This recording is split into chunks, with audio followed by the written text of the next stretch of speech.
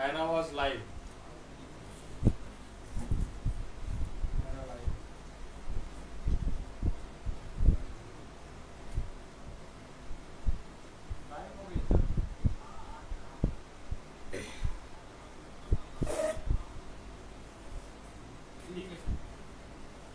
Live Anjana public.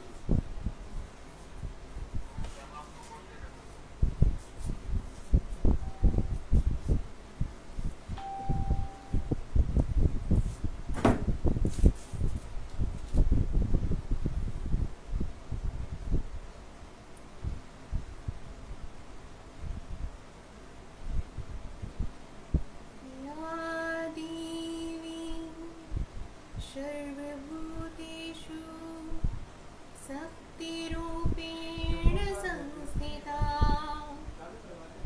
नमस्तस्यै नमस्तस्यै नमस्तस्यै नमो नमः।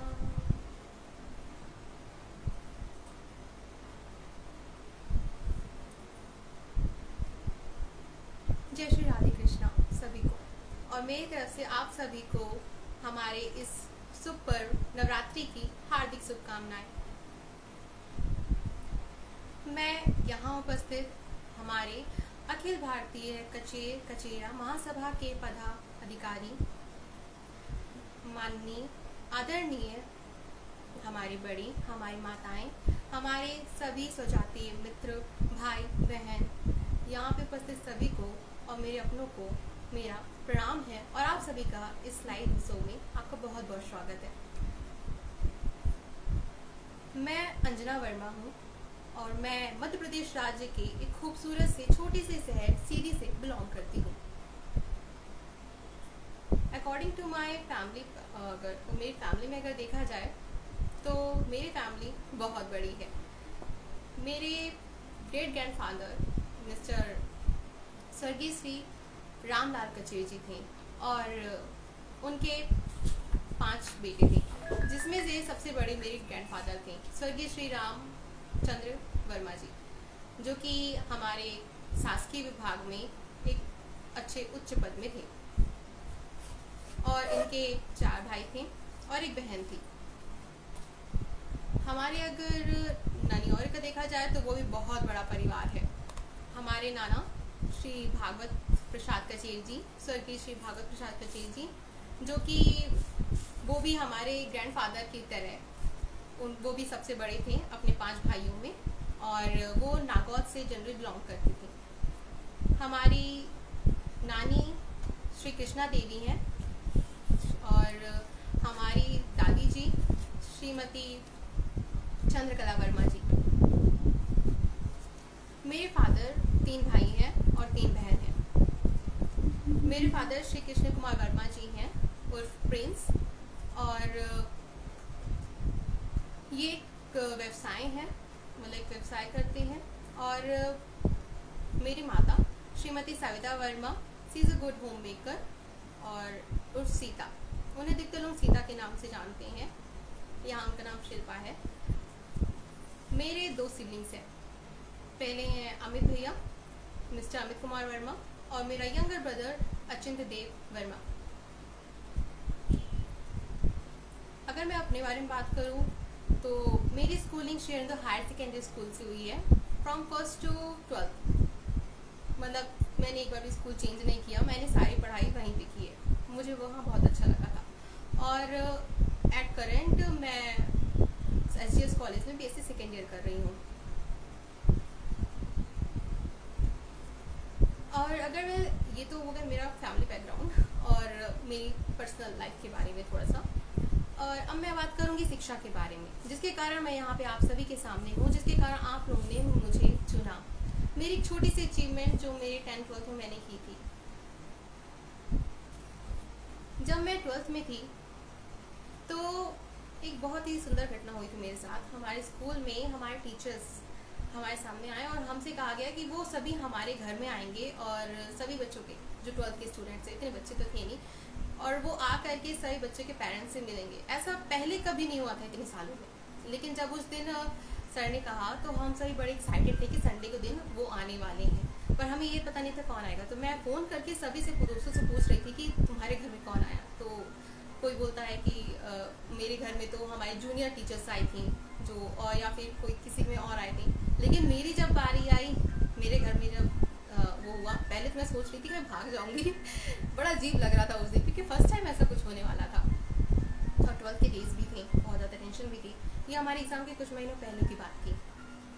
उस दिन जब दरवाज़ा खटखटाया, मुझे लगा शायद आ गए हैं। मैंने दरवाज़ा खोला और सामने हमारे डायरेक्ट प्रिंसिपल सर थे, मिस्टर प्रमोद तिवारी सर, जिन्हें अपना फादर की तरह ट्रीट करते थे, थोड़ा टीचर फादर। जब वो हमारे सामने आए, हमारे पेरेंट्स से मिले, हमारे पेरेंट्स से बात की, तो उन्होंने एक ऐसी बात कही जो बिल्कुल झंझोर देने वाली थी उस टाइम पे। क्योंकि अभी तक मैं अगर रैंक कर रही थी तो अपने स्कूल लाइफ में कर रही थी, लेकिन उन्होंने कहा और मुझे ये विश्वास दिलाया कि मुझे राज्य में यानी स्टेट में टॉप करना है और मैं ऐसा कर भी सकती हूँ, उन्हें पूरा विश्वास था। और बात उन्होंने हमारे पेरेंट्स से भी कही और उन्होंने उनसे भी कहा कि मैं उनका मतलब मेरा माता पिता मेरे जो है प्रोत्साहन बढ़ाएं, और टीचर्स भी हमारा बहुत बढ़ा रहे थे। अब मेरे लिए वो बात बहुत ज़्यादा बड़ी थी। अब मैं हो गया टीचर्स के कहते कहते 1-2 महीने जैसे एग्जाम्स थे, मैंने समझा कि ठीक है, हाँ ऐसा हो सकता है। पर अंदर अंदर एक ख्याल आ रहा था कि महीना सबसे लास्ट में तो मेरी केमिस्ट्री स्टार्ट हुई है।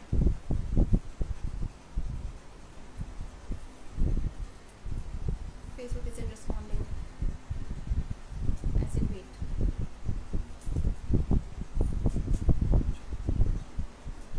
तो धीरे धीरे महीने बढ़ते गए, मेरे अंदर इंटरेस्ट आ चुका था, पर वो कहीं ना कहीं आई थिंक कुछ परसेंटेज में कम था। मुझे लग रहा था कि मेरी जो केमिस्ट्री की पढ़ाई हुई थी उसमें टीचर्स इतने हमें नहीं मिल नहीं रहे थे। तो मेरी कोचिंग भी केमिस्ट्री के अच्छे से नवंबर में स्टार्ट हुई थी, 4 महीना हुआ था केमिस्ट्री का, और बाकी पढ़ाई भी ऐसे अच्छी चल रही थी। सब कुछ हम लोग को बहुत अच्छे से करना था और ऊपर से ये था कि हमें टॉप भी करना है। और अब वो बात आ गई थी। तो जब रिज़ल्ट आया तो उधर तो बहुत अच्छा आया, हम लोग बहुत एक्साइटेड थे। मैंने फर्स्ट टीचर अपनी प्रियंका सिंह मैम को कॉल किया, सबसे पहले उनको बताया। फिर उसके बाद हमारे टीचर्स ने हमें कॉल किया कि हमारे इतने अच्छे परसेंटेज आए हैं, हमने सेकेंड रैंक स्कूल में की है और सीधी जिले में भी हल्लों के स्कूल का नाम आया था। तो वो बहुत अच्छा दिन था और उस टाइम मुझे फील हुआ था, बहुत अच्छा लगा था। लेकिन हाँ, कहीं ना कहीं जब हमारे साथ सभी लोग होते हैं, सभी का भरोसा होता है, सभी का विश्वास होता है कि हम कर सकते हैं, लेकिन कहीं ना कहीं अगर आपको अंदर से विश्वास नहीं होता है तो कुछ परसेंटेज में वो जो कमी होती है ना, वो थोड़ी जाती है। तो मैं पूरी तरीके से ये नहीं सोच पाई थी कि हाँ मुझे टॉप करना है, मैं कर पाऊंगी। भले ही मैंने अपने चारों ओर दीवारों में लिख दिया था कि 100 आउट ऑफ 100 लेकर आना है और मैं करूँगी, लेकिन फिर भी शायद कहीं रह गया था जो दिल से नहीं निकला था, जिसके कारण मेरे उतने अच्छे नहीं गए थे। लेकिन जो था वो मैंने कर दिखाया था और वो भी कुछ कम नहीं था। जो होना होता है भगवान के जैसे हो जाता है। तो ये हमारे 10th के डेट थे। 12th के रिज़ल्ट के बाद बहुत सी स्कॉलरशिप्स मिली हमें। सीएम के द्वारा हमारे शिवराज सिंह चौहान मुख्यमंत्री द्वारा पर्सनल कॉल आया कि अब वो हमें सम्मानित करेंगे, हमें लैपटॉप देंगे और हमें भोपाल आना है। उस दौरान क्या था कि कुछ दुर्घटना हो गई थी, मतलब हमारे जो ग्रैंडफादर के ब्रदर थे छोटे वाले, मिस्टर स्वर्गीय श्री रमेश वर्मा जी, उनका देहांत हो गया था। तो हम लोग उनके घर में थे और तभी हमें तो प्लान तो हम दोनों का बना था कि मैं और पापा दोनों जाएंगे, लेकिन पापा को किसी काम की वजह से वहीं रह गए। तो फिर मैं वहाँ पे अकेले गई थी, कुछ ना होते हुए भी हल्लों ने अकेले स्ट्रीमिंग की, अकेले वहाँ पे हम गए और मुख्यमंत्री से सीधी मुलाकात हुई, उनसे बात हुई और उन्होंने हमें सम्मानित किया और हमेशा आगे बढ़ने के लिए प्रोत्साहन भी दी। तो ये दिन बहुत अच्छा था। वो सफ़र के बाद उनसे मिलना एक बहुत बड़ी अचीवमेंट लग रही थी। लेकिन अचीवमेंट शायद मेरे लिए तो पहले छोटी थी, लेकिन धीरे धीरे इसका महत्व बहुत बढ़ता गया। पहले हम सोचते थे कि यार अब तो परसेंटेज वाइज आपको नौकरी नहीं मिलती है, तो परसेंटेज का क्या मतलब है, कॉम्पिटिशन है हर जगह। लेकिन ये सोच बाद में समझना है कि ये इम्पोर्टेंट नहीं है। अगर आप सोचें कि हमें परसेंटेज से नौकरी मिलेगी, लेकिन हाँ परसेंटेज से नौकरी आज भी मिलती है, पर बहुत कम, लेकिन मिलती है। दूसरी बात ये कि अगर आप अच्छे नंबर लेकर आते हैं तो आपको हर जगह से प्रोत्साहन मिलती है और एक सबसे बड़ी खुशी मिलती है जिसकी आप कभी सपने में मतलब कभी कल्पना नहीं कर सकते। ऐसी खुशी होती है वो 12th में या 10th में अगर आप अच्छे नंबर लेकर आते हैं तो पढ़ना तो हमें है ही, लेकिन अगर हम एक अच्छे नंबर लाकर पढ़ लें तो इसमें क्या बुराई है? क्योंकि आप अगर सोचो कि आप बाद में 12th दे दो या 10th दे दो तो आगे ऐसा कभी हो नहीं सकता, कभी वो दिन वापस नहीं आएगा। तो आपको जो भी देना है, जितना एफर्ट देना है उसी टाइम दे डालिए, वो आपके लिए बेस्ट होता है। अदरवाइज आप उसके बाद यही कहेंगे कि जो होता है भगवान अच्छे के लिए करते हैं वही। तो अब मेरे जो 12th में अच्छे परसेंटेज आए और सेकेंड सिर्फ आई, तो हमें हर जगह से बहुत नई नई चीज़ें, मतलब उस टाइम में सब बहुत नई नई चीज़ें हुई थी।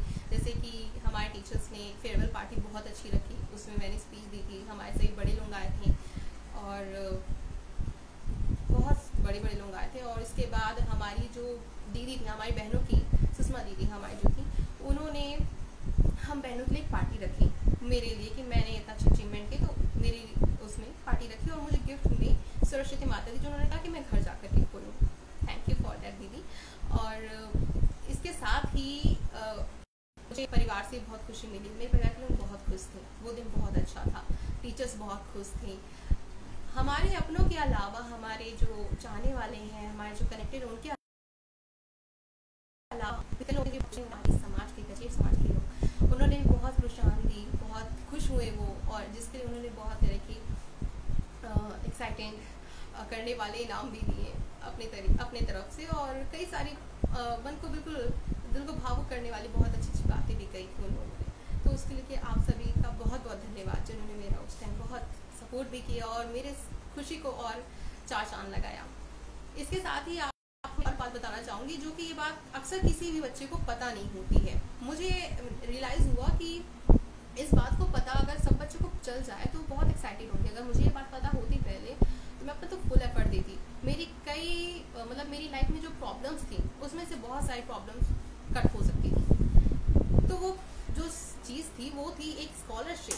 जी हाँ, आपको गवर्नमेंट भी बहुत सपोर्ट करती है। सिर्फ यहाँ लैपटॉप पे आके बात ख़त्म नहीं हो जाती है, यहाँ पे आपको एक और चीज़ मिलती है अगर आप साइंस और मैथ्स स्ट्रीम से हैं।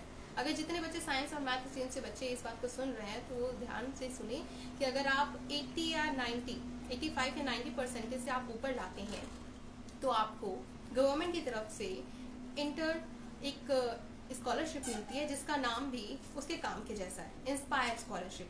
जी हाँ, ये इंस्पायर स्कॉलरशिप होती है जो कि प्रेरणा देती है बच्चों को, अगर वो अच्छे फर्स्ट रैंक में अपने नंबर लेकर आते हैं तो। अब ये जो स्कॉलरशिप है ये आपको डिटेल मिल सकती है, मैं ही दे देती हूँ। इसमें आपको एक नोट मिलता है, आप इस नोट को अपने स्कूल में, ये नोट आएगा आपके स्कूल में, जब ये नोट आएगा तो आप इसे जिस कॉलेज में लेके जाएंगे तो वहाँ आप पर, क्योंकि जो 5 साल की पढ़ाई होती है ग्रेजुएशन और पोस्ट ग्रेजुएशन, उसकी फीस वो लोग माफ़ कर देते हैं। इसमें से ये होता है कि 80,000 रुपीज़ आपके अकाउंट में हर साल आते हैं 5 साल तक, जिसमें से 60,000 रुपीज़ आपको मिलते हैं और 20,000 रुपीज़ तब आपको मिलते हैं जब आप गर्मियों की छुट्टी में वहाँ पे जा करके बाहर कुछ इन्वेंशंस करते हैं, कुछ क्रिएटिविटी करते हैं, तब आपको ये मिलता है। तो ये है हमारी इंस्पायर स्कॉलरशिप जो हमारी गवर्नमेंट भी दे रही है, जिसके बारे में जानकारी शायद बहुत से स्कूलों और बहुत से बच्चों को नहीं होती है, जिसके कारण वो ज़्यादा एक्साइटेड नहीं हो पाते हैं। अब ये था हमारे स्कूल की, हमारे कचेर समाज, हमारे परिवार, हमारे रिलेटिव्स का प्रोत्साहन और वो खूबसूरत सा दौर बहुत अच्छा था। तो ये शिक्षा जो है ना, इस बलबूते पे मुझे लगा कि अब बस ख़त्म हो गया, लेकिन आज भी देखिए इस छोटी सी अचीवमेंट का आज रिजल्ट देखिए कि अगर मैं यहाँ पर हूँ तो इस छोटी सी अचीवमेंट के कारण हूँ, जिसके कारण मेरा चयन यहाँ पे आप सभी कमेटी ने किया। इसके लिए मैं हमारी कमेटी और हमारे प्रचार मंत्री श्री राजकिशोर जी को बहुत बहुत धन्यवाद करती हूँ कि आपने मुझे चुना, वो भी छोटी सी अचीवमेंट में मुझे एक अवसर दिया कि मैं अपने विचारों को आप लोगों के सामने रख सकूं। So thank you for that. और इसके साथ ही सबसे बड़ा धन्यवाद मैं उस शख्स को करना चाहूँगी जिन्होंने इस कचेर समाज को इकट्ठा करने में अपना पहला अग्रिम कदम इस राह में बढ़ाया था। हमारे स्वतंत्रता संग्राम सेनानी, हमारे अनुकरणीय Shri Savle Prasad ji from Baberu, thank you so much कि आपने हमें इकट्ठा किया और हमारे इतने बड़ी चीज़ के बारे में सोचा और आगे बढ़ाया। Thank you so much. तो आप सभी का बहुत बहुत आभार कि आपने चुना अपने विचारों को रखने के लिए। आई थिंक अब ये हमारी फैमिली का हो गया और कुछ हमारी शिक्षा के बारे में बात हो गई, जो मेरे वो अच्छे बहुत ही खास तौर थे। एक जो सोच थी बच्चे की उस टाइम पे। तो इस टाइम तो मैं कॉलेज में हूँ। अब मैं एक छोटा सा मेरा जो अगला टॉपिक है उसके पहले मैं आपको पोइट्री के माध्यम से उस टॉपिक के बारे में समझाना चाहूँगी। आशा है कि आप समझेंगे। अभी नवरात्रि का मतलब पर्व चल रहा है और एक बेटी आपके लोगों के सामने लाइव आई हुई है, तो ज़रूर बेटी के ऊपर ही कुछ लाइन्स होंगी। तो चलिए हम उसके लिए शुरू करते हैं। उम्मीद है कि आप लोगों को बहुत पसंद आएगी और आप इसे समझने की भी कोशिश करेंगे।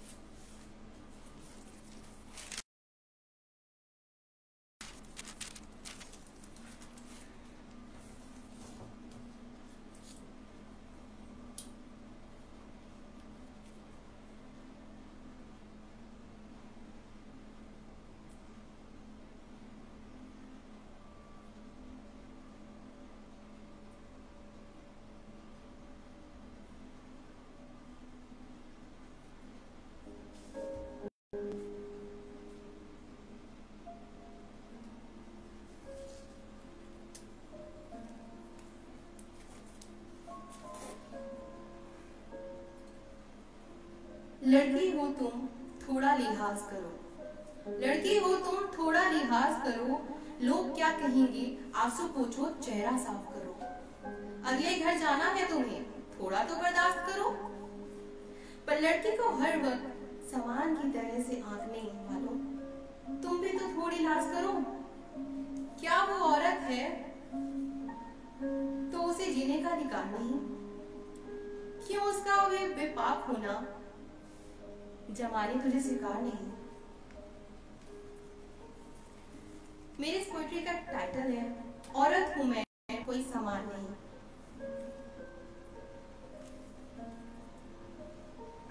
सुख में सबके संग होती हूँ, दुख में अकेली रह जाती हूँ। दुनिया की नजरों में मैं कुदरत का करिश्मा कहलाती हूँ। परिचय किसी का मोहताज नहीं, खुद अपनी जुबानी कहती हूँ। रामायण महाभारत से ग्रंथों में मैं अबला नारी कहलाती हूँ। पर कौन हूँ मैं, कैसी हूँ मैं, खुद से प्रश्न दोहराती हूँ। मैं वो आग हूँ सीने की जो चूल्हों में झोंकी जाती हूँ। आंखों में उड़ने का ख्वाब लिए पिंजड़े में डाली जाती हूँ।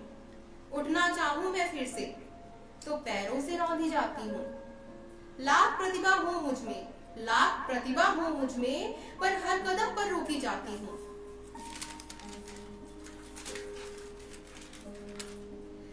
मैं कली हूँ उपवन की।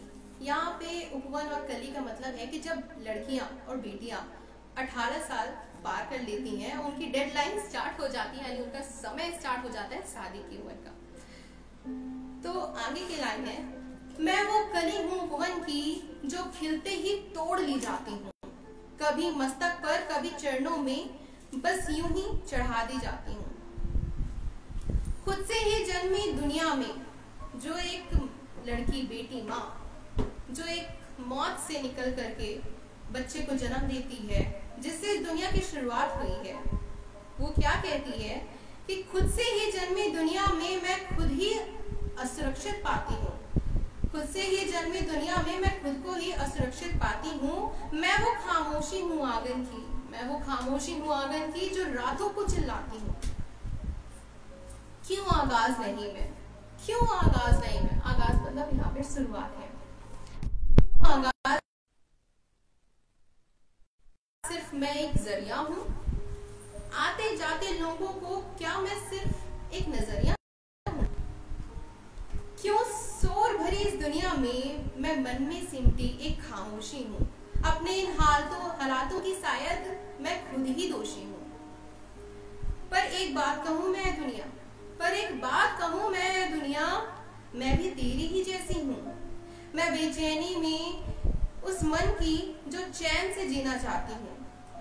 मैं ख्वाब हूँ कि आंखों को, मैं ख्वाब हूँ आंखों की जो अपने ख्वाबों को पूरा करना चाहती हूँ। थक चुकी हूँ इन रूपों से अब, थक चुकी हूँ इन रूपों से अब खुद को पाना चाहती हूँ। खुद को पाना चाहती हूँ। औरत हूँ मैं, कोई सामान नहीं। औरत हूँ मैं, कोई सामान नहीं। और चाहती हूँ। खुद से पूछे प्रश्नों का एकमात्र उत्तर पाती हूँ मैं। अपने सारे ख्वाबों के संग मैं भी, अपने सारे ख्वाबों के संग मैं भी नभ में उड़ जाना चाहती हूँ। नभ में उड़ जाना चाहती हूँ। नभ में उड़ जाना चाहती हूँ। तो दोस्तों ये पोइट्री थी। अब इस पोइट्री से ही रिलेटेड हमारी अगली कन्वर्सेशन है, जो है बेटियों की शिक्षा दीक्षा बहुत कंपल्सरी है। और इस मायने में आज हमारा देश और हमारा समाज और हमारा परिवार काफी हद तक 80% या 90% तक तो आगे है, लेकिन कहीं ना कहीं शिक्षा होने के बाद भी वो बेटियां आगे बढ़ेंगी, लेकिन कहीं ना कहीं वो रुक जाती हैं। ऐसा क्यों हो जाता है? हम बेटियों को पढ़ाने के लिए आज स्कूल तो भेजते हैं 8 घंटे के लिए, लेकिन अब वो जब पढ़ने जाती हैं या वो कुछ भी करती हैं तो हम रोक टोक करते हैं कहीं ना कहीं, क्योंकि हमें बेटियों की परवाह है। जब बेटियां पूछती हैं कि आखिर हम बेटे तो हमारा गुनाह क्या है, तो आप कहते हैं कि वो एक हीरा की तरह है जिसकी सुरक्षा करनी चाहिए हमें। आप बेटियों के लिए तो कई नियम बनाते हैं उनकी सुरक्षा के लिए, पर मेरी आपसे एक दरख्वास्त है कि आप सभी माता पिता अपनी बेटियों से इतना प्यार करते हैं, तो क्यों नहीं 1 घंटा प्रतिदिन, जब बच्ची बढ़ रही है उम्र में, तो उसे 1 घंटा कम से कम उसकी आत्म सुरक्षा यानी सेल्फ डिफेंस की क्लासेस में भेजें। जब आप उसे सेल्फ डिफेंस की क्लास में भेजेंगे 1 घंटा की, तो वो पढ़ेगी भी, आगे बढ़ेगी भी और अपने आप को सुरक्षित भी महसूस करेगी। कब तक वो अपने भाइयों को राखी बांध करके, और कब तक उनके भाई उनके साथ हर समय रहेंगे उनकी सुरक्षा के लिए। ये लाइन मैं इसलिए कहना चाहती हूँ कि जब मैं स्कूल टाइम में थी, मैं 12th थी, तो मेरी जूनियर थी जिसके साथ एक प्रॉब्लम हुई थी। जब वो स्कूल से घर जाती थी तो कुछ लड़के उसका पीछा करते थे, जिसके कारण वो घबरा जाती थी। कई सारे कमेंट्स भी पास करते होंगे। अब वो लड़की नॉर्मल नहीं थी, वो बहुत ज़्यादा अंडरस्टैंडिंग समझदार थी। उसका सपना था कि वो IAS बने, किसी पुलिस में जाए, पर वो इतनी अच्छी में इतने ज़्यादा हमेशा टॉप करने वाली फर्स्ट रैंकर थी अपनी क्लास में।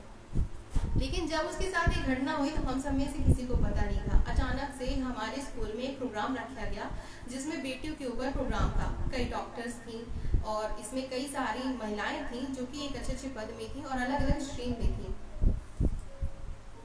जब वो सब प्रोग्राम हुआ तो बेटों को अलग रूम में, लड़कों को अलग रूम में भेजा गया और लड़कियों को सिर्फ इकट्ठा किया गया, क्योंकि एक स्पेशल प्रोग्राम हम लड़के के लिए था।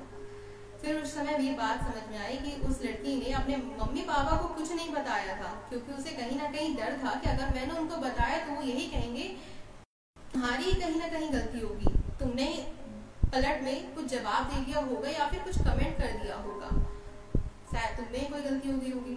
अक्सर हम बेटियों को इन चीज़ों से बचाने के लिए ये कहते हैं कि छोटे कपड़े मत पहनो, लेकिन एक बुर्का पहनने वाले के साथ भी हो सकता है गलत, और हुआ है, वो भी असुरक्षित है। घर के अंदर ना घर के बाहर वो असुरक्षित है। तो इस जमाने में बहुत जरूरी है।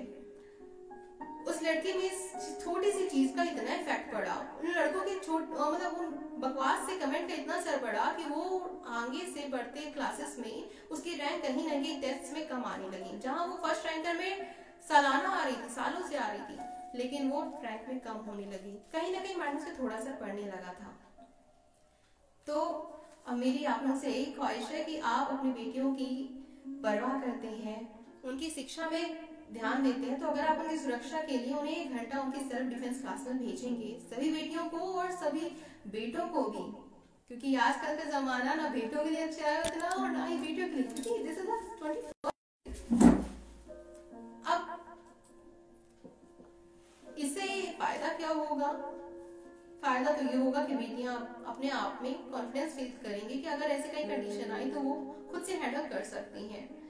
दूसरी बात ये होगी कि अब वो बेटियां जब कहीं पढ़ने जाएंगी या कभी काम पे जाएंगी तो भी सुरक्षित रहेंगी, और शादी के बाद भी जब कंडीशंस अच्छी नहीं होती या फिर दहेज या फिर किसी न किसी प्रॉब्लम की वजह से ससुराल वालों की तरफ से कभी कभी कुछ कंडीशंस में 10% 20% हो जाता है, तो वो भी अपने आप को कहीं ना कहीं अपने अंदर से मजबूत रखेंगी और आगे आने वाली पीढ़ी के लिए बहुत अच्छा रहेगा ये।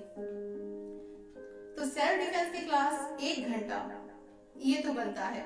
मेरे इस लाइव शो में मेरा पहला और सबसे बड़ी रिक्वेस्ट आप सभी से यही है, ताकि हम अपने देश में जो प्रॉब्लम बढ़ रही है, तो इसमें गवर्नमेंट भले कुछ ना कर पाए या फिर जो कुछ कर रही है उससे ज्यादा कर सकते हैं, और हम बेटियां ही हैं जो अपनी सुरक्षा खुद ही कर सकते हैं। सब सोचेंगे उससे पहले हम सोचें अपने बारे में। तो दोस्तों ये था टॉपिक। अब मैं बात कर रही हूँ उन पलों की जब हम